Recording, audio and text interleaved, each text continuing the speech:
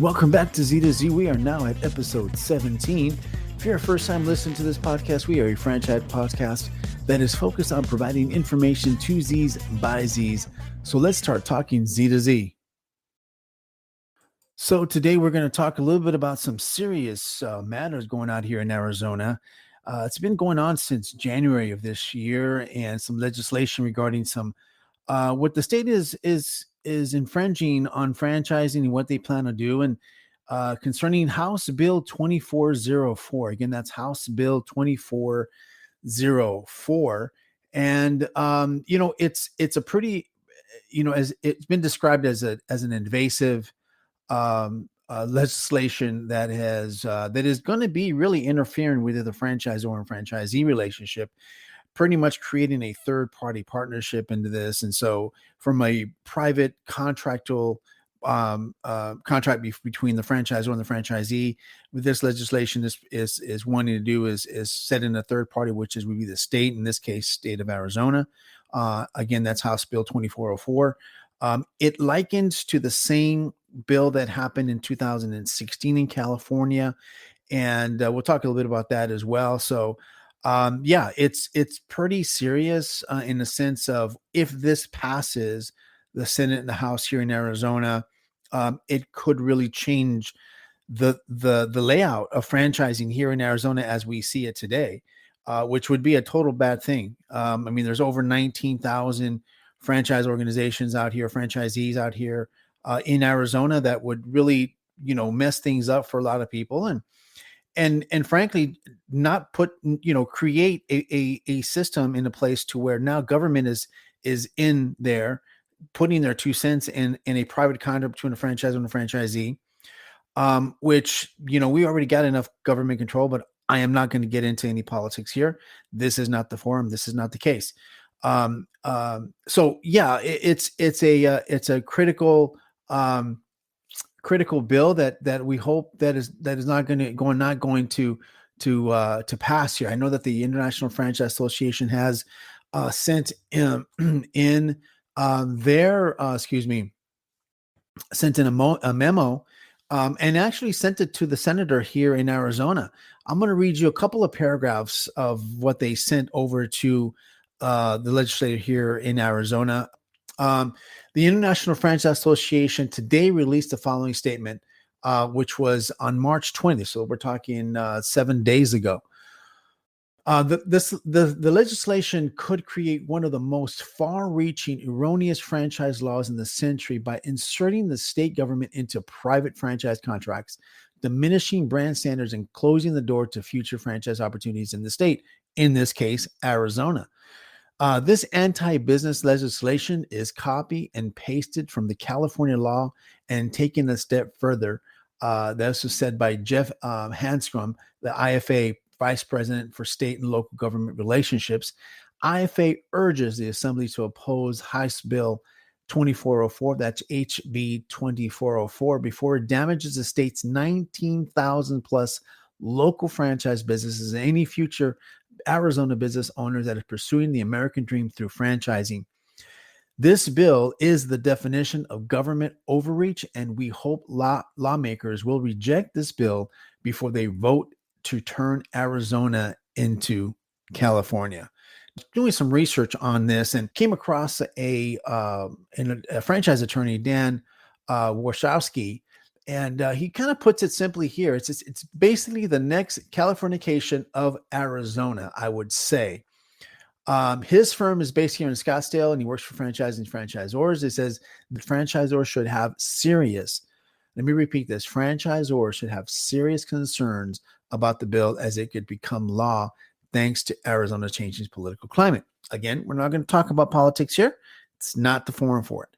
However, he does say that he can absolutely see this pass, which is, again, very scary for all franchise organizations. Me, as in franchising for over 25 years, I would hate to see this happen. And I have a lot of friends that are franchisees and really, really good friends that are franchisors as well. So this would be a very damaging bill for them. So let me kind of go into a little bit about, right now in Arizona is not a franchise registration state, nor a franchise filing state. So you may offer or sell franchises without registering or filing your FDD, your franchise disclosure document, with a state, providing obviously that you're in compliant with the federal franchise rule through the FTC, right? So as long as you're compliant, you have a compliant FDD, franchise disclosure document with the franchise agreement as well, and you're compliant in that regard to the FTC, you're okay. You can start selling your franchises here in the state of Arizona without actually having the government involved. You just start selling,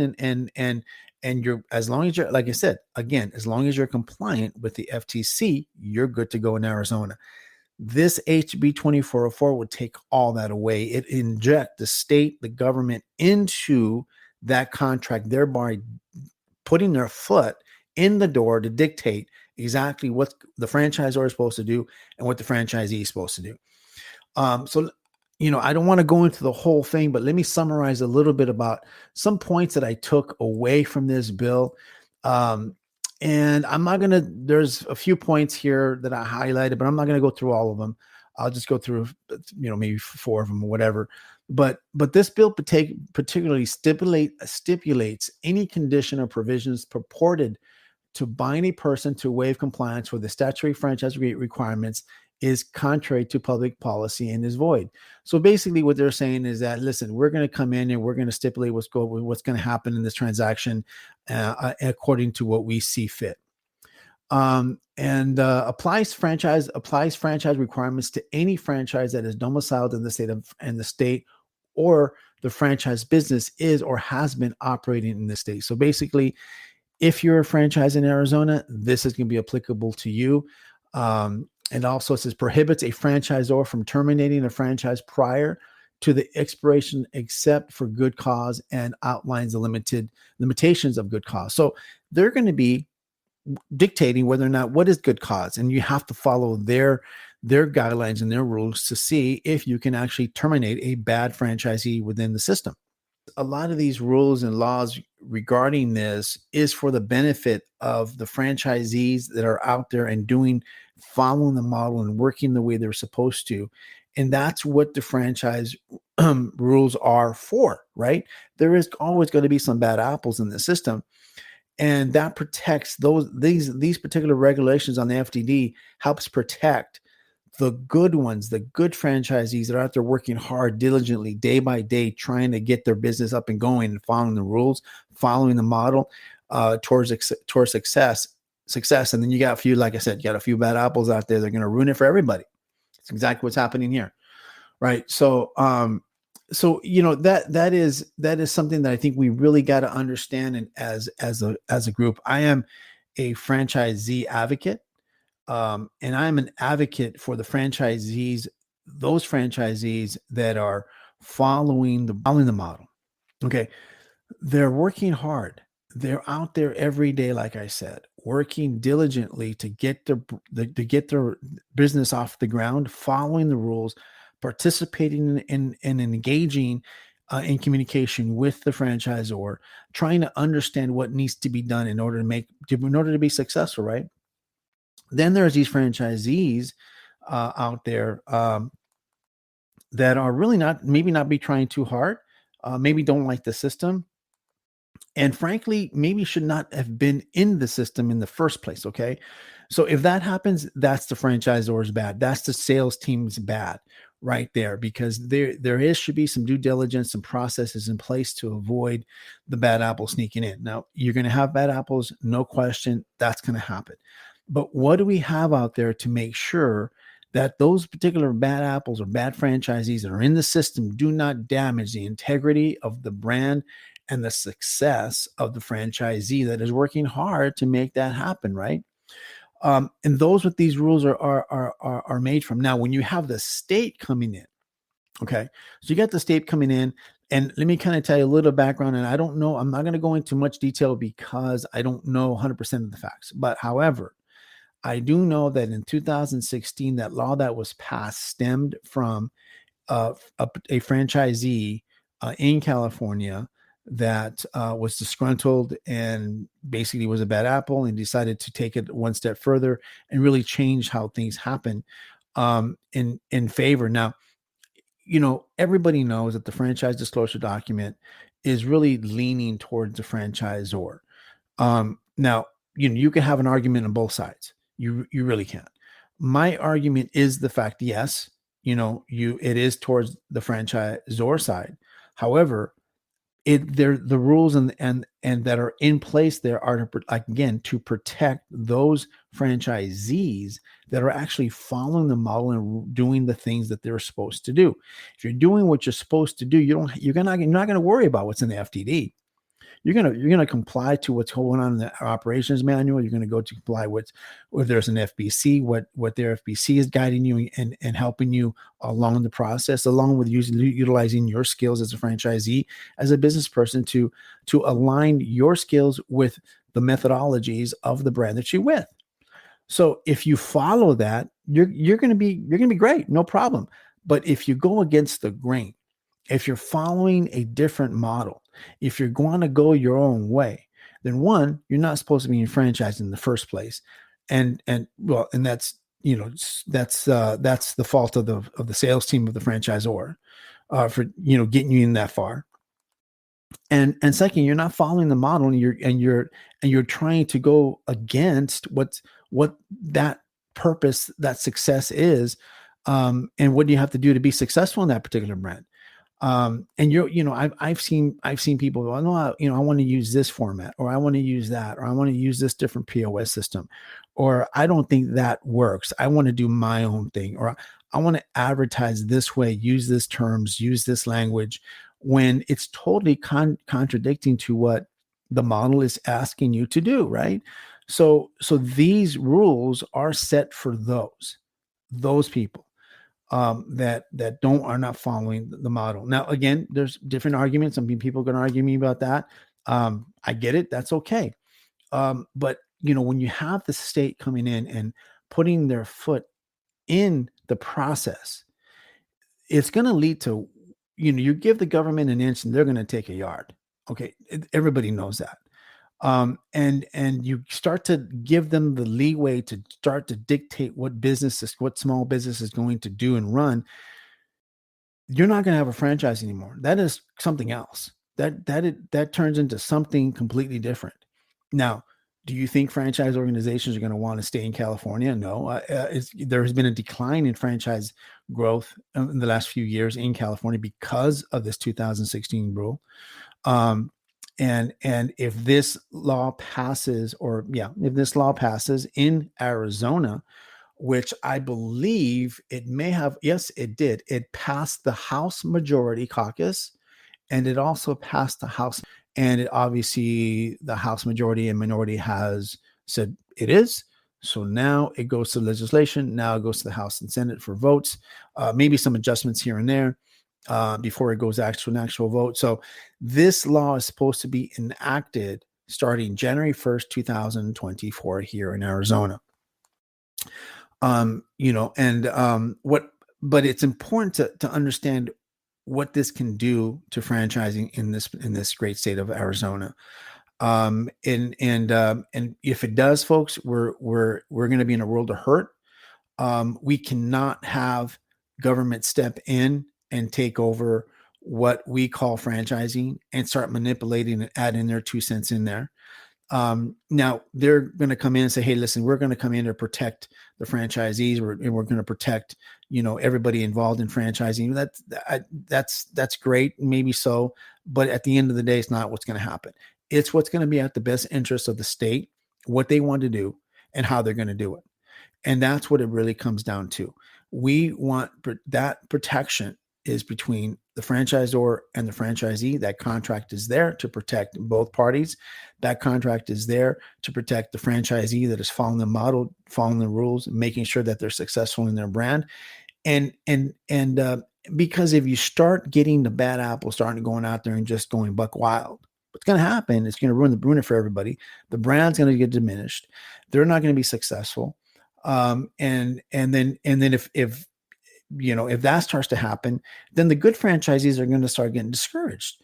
And what's happening? How come this is going on? Why don't they get rid of them?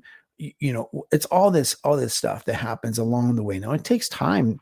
This starts to deteriorate over time, but you don't want it to start. You want to cut it off right from the beginning. So that's why those are there. As a new franchisee coming in, you're going to have to understand that again. And I say this many times over, please do your due diligence when you're buying a franchise. Do your due diligence. Call me, let me know, hey, listen, Louis, I am I am looking at to this particular franchise. What do you think? What advice can you give me? How can you coach me? Well, I'll coach you through it. I'll coach you through the process, and go to info at z2z.com. That's info at z2z.com, z2zee.com. And let me know. But I'm willing to help. You got to do your due diligence. You don't want to get into this and 5 years later or within 5 years find out that you made a mistake, that you didn't read that, or nobody told you this, or hey, why didn't nobody say that I had to do X, Y, and Z? It's because it was all there in black and white. You just didn't decide to read it, or you didn't get into franchise attorney to look it over. It's important that you speak to not only franchise attorneys, to a franchise coach like myself, or existing franchisees within the system that can help you and guide you through the process of what they're going through, what they went through, what they're experiencing at the moment, real time. The franchisor allows you to do that. You have the opportunity to do that. Matter of fact, behind the FDD, you do have a list of current and past franchisees that are in the system now. So you have the availability to call them and ask them questions. If there is no item 19, they're the ones who can help you with figuring out some financials. The franchisor, if they don't have an item 19, they really can't. Again, I am not an attorney. I am not a franchise attorney. You can contact one and they can give you a little bit much more insight on the item 19 disclosures. But it's important, and that is one of those disclosures that is a very fine line, and it can get you in trouble right away. So my point is that it's important for you to do due diligence when you're going into a franchise, because then if you don't, and the majority of you don't, really the majority don't, then you wind up somebody drawing up these house bills for these different states and just ruin it for the rest of the people. Ruin it for those that are out there trying and hustling and working hard to following a model and making sure that they got things right and communicating with the franchisee.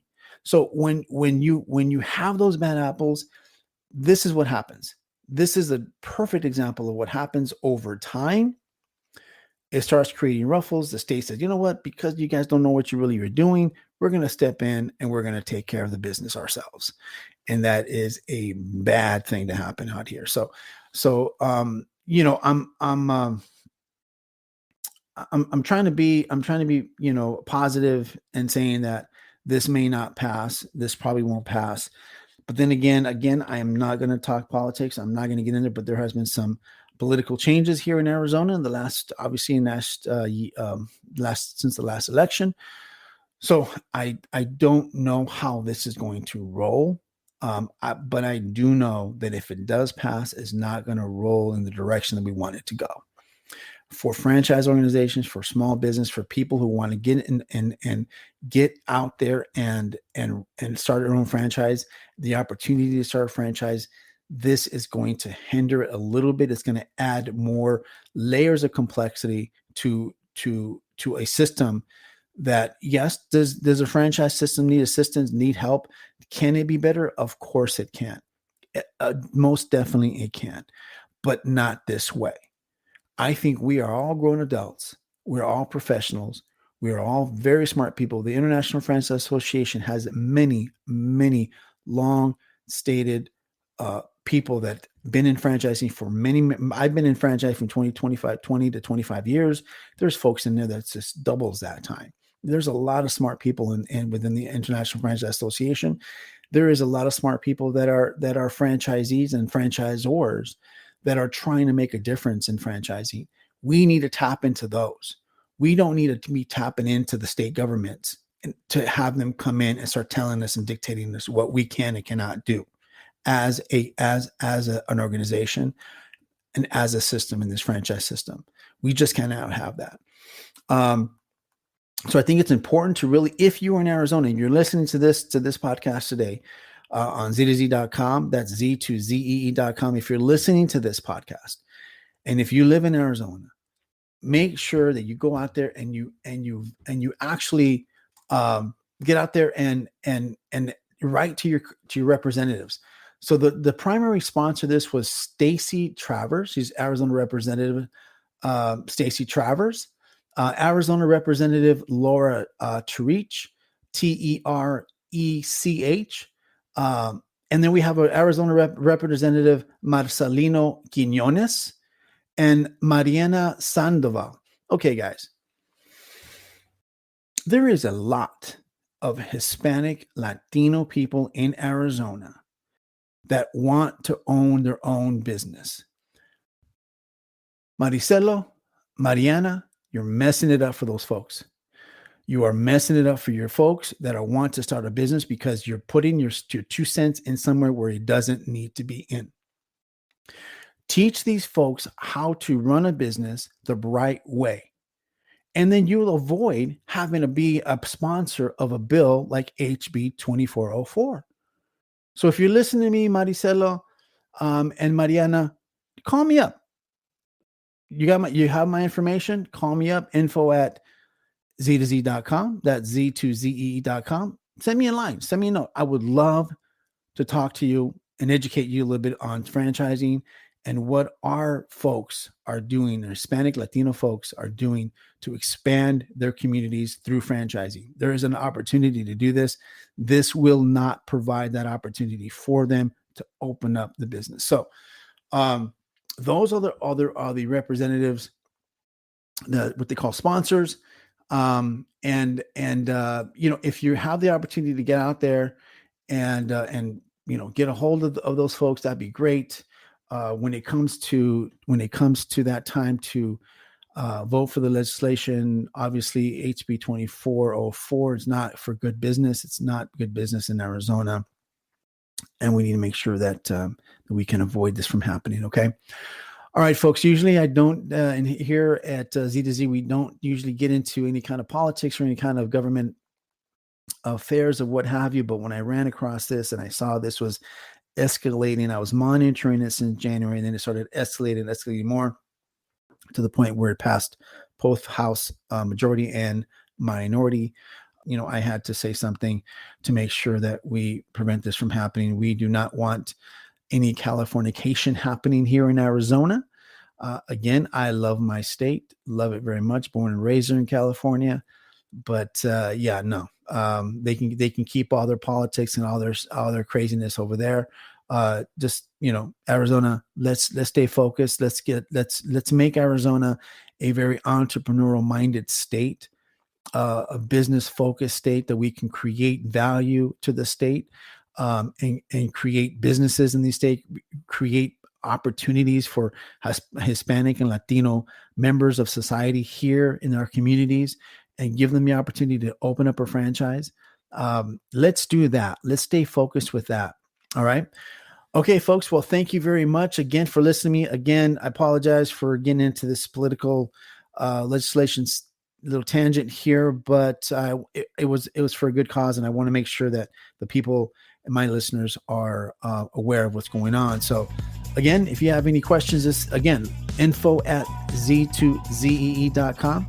Thank you again. You can listen to us on any of your live stream podcast channels, and also go directly to www.z2zee.com for a direct line into all of my past and current episodes here at z2z.com. All right. So let's continue to talk Z to Z. Take care. Bye-bye.